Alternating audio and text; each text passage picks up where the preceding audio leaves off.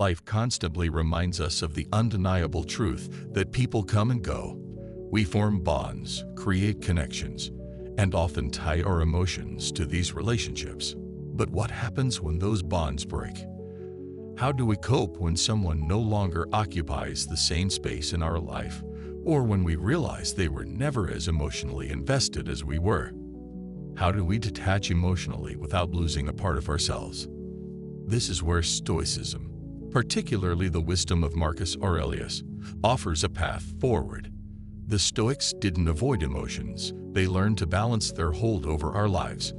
Emotional detachment, according to Stoicism, is not about becoming cold or indifferent, but about regaining the ability to act with clarity and inner peace. In this article, we'll explore 5 timeless Stoic principles for emotional detachment, drawing on Marcus Aurelius' wisdom as our guide.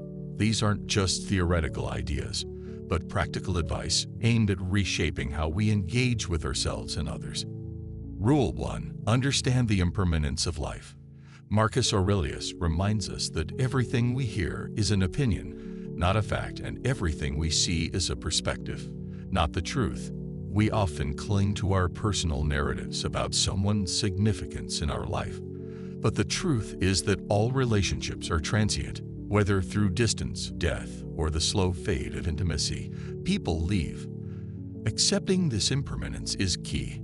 It's like trying to hold sand in your hand. The tighter you grip, the quicker it slips away.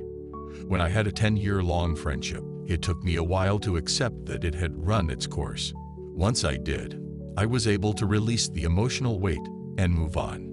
Marcus Aurelius would have urged me to embrace impermanence so that I would suffer less when things inevitably ended. Rule 2. Master your emotions through rational thought. Emotions often seem uncontrollable, especially when you're emotionally attached to someone. But emotions are not reality. They stem from your thoughts and beliefs.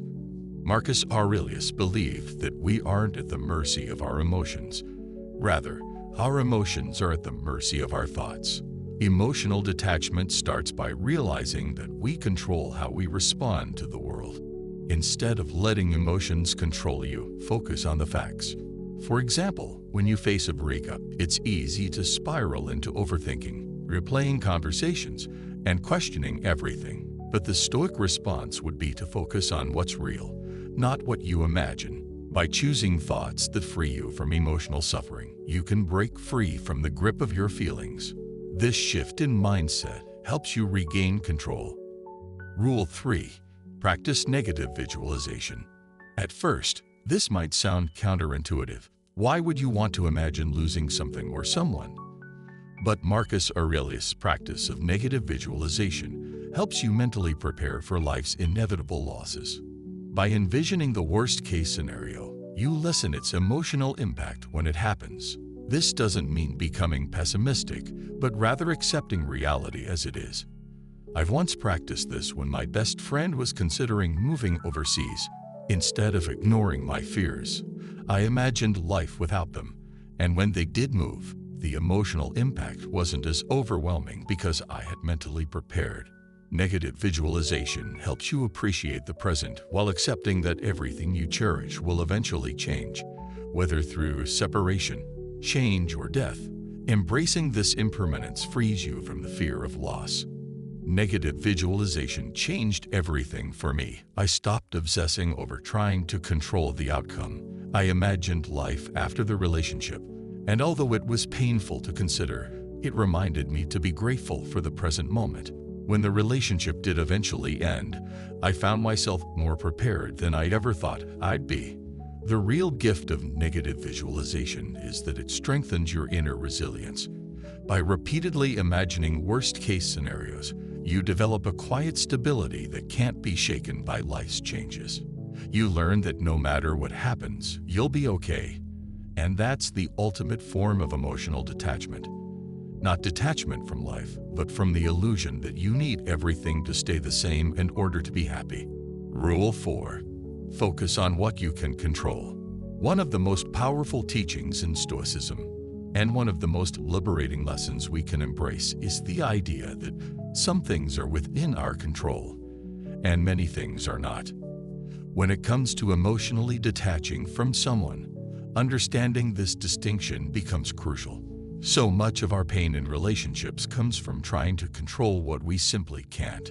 Marcus Aurelius, in his Meditations, constantly emphasized focusing only on what's within our control, our thoughts, our actions, and our responses. Everything else, how others behave, the outcome of events, even the passage of time, is outside of our control. The more you try to control what lies beyond your influence, the more you suffer. Emotional detachment isn't about becoming cold or distant. It's about letting go of your attachment to outcomes. When you're deeply attached to someone, whether it's a partner, friend, or family member, it's natural to want to influence how they feel about you. You want them to care as much as you do. But the hard truth is, you can't control their emotions. You can't make someone love you, appreciate you, or treat you the way you deserve. You can only control how you respond. Think back to a time when you tried to earn someone's affection. Maybe you bent over backward to prove your worth to a friend who barely noticed. Chances are, it left you feeling frustrated, anxious, and powerless because you were chasing something outside your control. I've been there too. I was once in a relationship where I felt like I was constantly trying to hold everything together. I planned dates, sent thoughtful messages, made myself emotionally available. But no matter what I did, it always felt like I was one step behind. They would pull away and I would try harder. It became a cycle of anxiety and emotional depletion. Eventually, I started practicing the Stoic idea of focusing only on my own actions and values.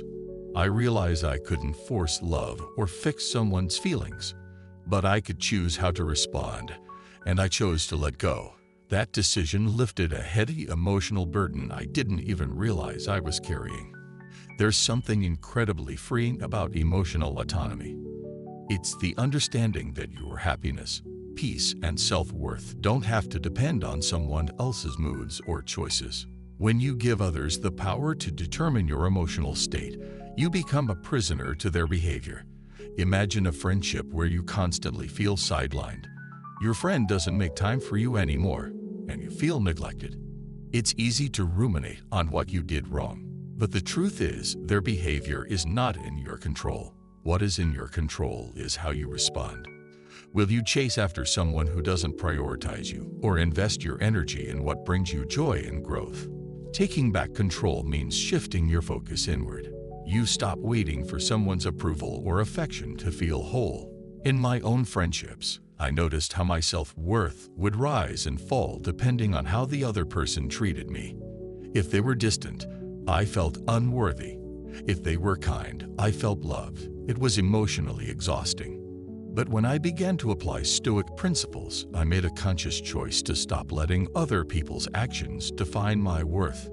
I focused instead on cultivating emotional well-being that wasn't tied to external behavior.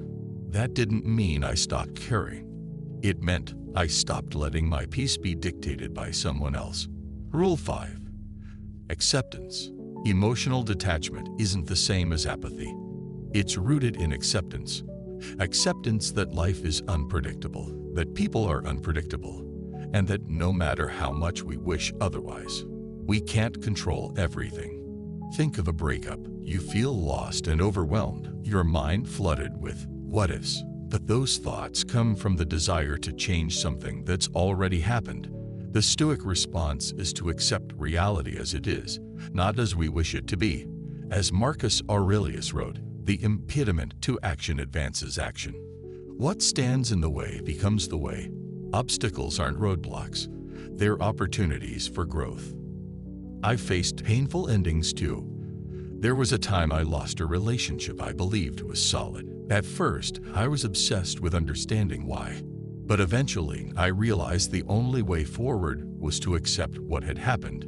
I couldn't control the past. I couldn't change how the other person felt. What I could control was my response. I chose not to cling to the past, but to face the present with honesty. In that acceptance, I found strength. Rule 6. Reflect on the bigger picture. When you're caught in emotional pain, it's easy to lose perspective. Stoicism, especially through Marcus Aurelius, teaches us to zoom out. Our fears and desires are just fleeting moments in the grand scheme of life. Ask yourself, will this pain matter in 5 years? Does this person define my entire existence? Probably not. When we look at life from a broader view, emotional detachment becomes more natural. You realize much of your suffering comes from being trapped in temporary circumstances. It's easy to make someone your whole world. When you're emotionally attached, your happiness becomes intertwined with their presence. But when you step back, you remember that life is vast and ever-changing. Relationships, no matter how intense, are just part of the journey. You've made it through heartaches before, and you grew because of them. I remember a breakup that shattered me. For weeks, I felt like the future had lost its color. But eventually, I realized that while that person mattered, they weren't my entire story. They were just a chapter in a much larger book. That perspective helped me emotionally detach. Stoicism teaches that all things are impermanent. Relationships, emotions, even pain, they all pass. What matters is how you respond. Seeing the bigger picture helps you understand that clinging tightly to people or moments only creates suffering. Emotional detachment, then, is not shutting down or turning cold. It's about gaining clarity, building resilience, and finding your peace. It's choosing to live with awareness of life's flow, rather than resistance to it.